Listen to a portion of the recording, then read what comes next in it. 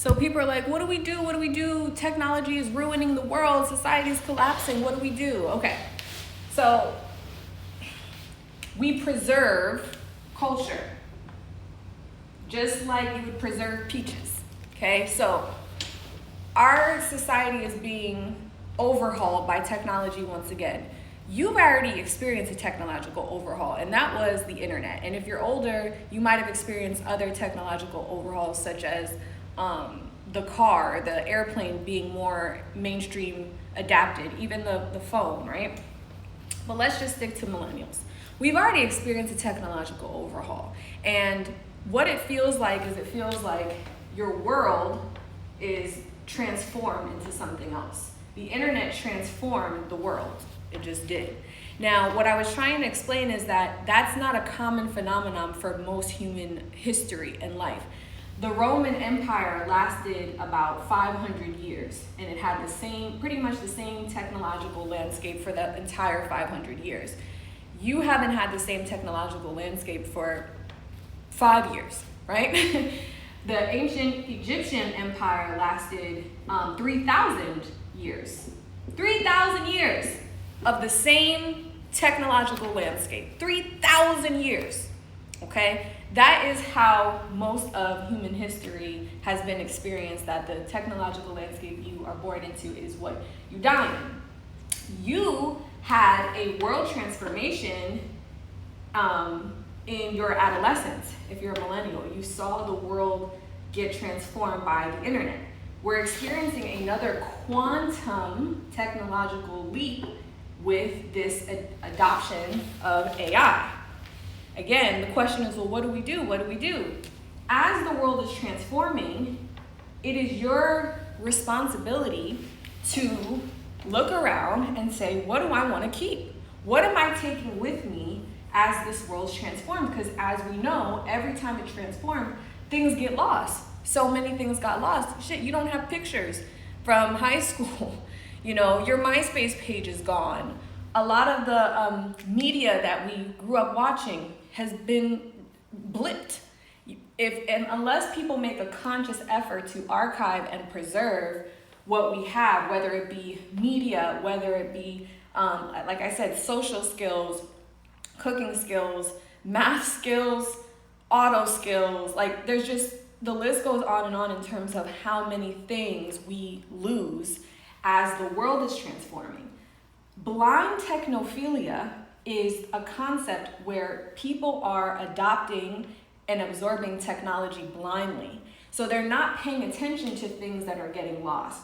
The narrative is actually, oh, this is the improved superior of this behavior. So we used to write letters to each other with pen and paper. And then we said, oh, well, the email is a superior. I wanted to say, we thought it would be equivalent, but we really told ourselves it's not even equivalent, it's better. It's better than pen and paper. So we're not losing pen and paper, we're like improving pen and paper. That's the idea that we told ourselves. And then we said, well, we have something even better than email, we have text. And text is even shorter and quicker and cheaper. And so we said, this is not an equivalent of email, this is superior. All these things are superior. Now we're saying, oh, well, we don't even need to write the text at all. I've created intelligence that will write the text. And this is not an equivalent, this is a superior. So this is blind technophilia. It tells itself, oh, we made it more techy. We put a screen in it and we put AI in it, and the bias is that it's better. And the bias is that we're not losing anything. The bias is that we are improving this effort. Well, the original intention and objective of pen and paper was for effective written communication. And we are now using ChatGPT to write emails to each other. So you're using ChatGPT to write to ChatGPT to write to ChatGPT. So that's blind technophilia, because if the original objective is effective written communication, well, we've warped that into this kind of alien back and forth between a intelligence that this artificial intelligence that we've created. So this bias is causing so many things to get lost. We told ourselves, oh, we're going to create social media and it's going to connect people, and people are going to be more social, and the internet is going to be more social. The way we've designed the internet has made us lonelier and more fragmented and more isolated. The vision was this internet was going to be a web that connects, and it technically connects, but the way it functions isolates and harms us individually for the most part, at least the way it's designed right now. So our perception does not match the reality. The theory doesn't live up to what it does in practice. And what I've been trying to make clear for years is how this philosophy, this paradigm, this lens, that technology is a savior, it's an improver, it's a necessity, actually can make a lot of our initial fundamental human efforts worse. And they actually make them worse. They're not improving it. That is a fallacy. There's a fallacy happening, a fallacy of convenience. It's not actually making things convenient.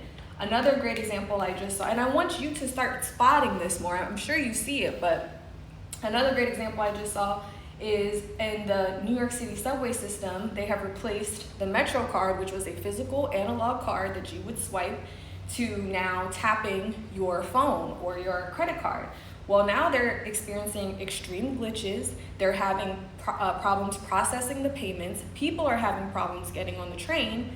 And once again, we told ourselves, well, this is going to improve. This is not even an equivalent. It's a superior alternative. But how can an alternative be superior if it's doing a worse job than what the analog version did? You're fooling yourself. And you're also trying to get somewhere that's rooted in a deeper ideology about how you think society and life should be organized. The Western ideology thinks about going up. Everything's about going up because we think at the end of this tippy top is going to be this special place. We got to go up, everything, all the stocks, everything has to go up. But this is a carrot dangling.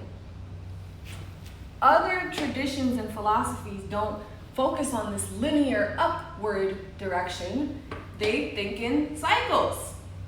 Mayan cycles, African cycles, Asian cycles. They think in circles. They say, look, we're not that complicated. We do the same shit over and over and over again.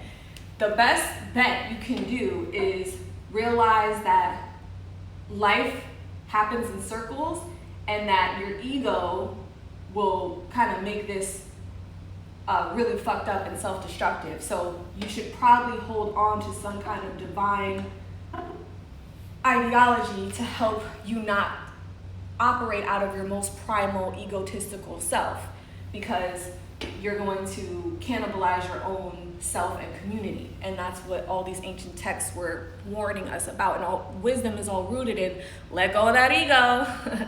Let go of that ego. That ego is going to tell you, we gotta go up. We need to go up. Up where? They're going into space. Oh, we gotta go to space. We're already in outer space. You're already in outer space. You're on a home planet in outer space. How much more outer space do you want to go?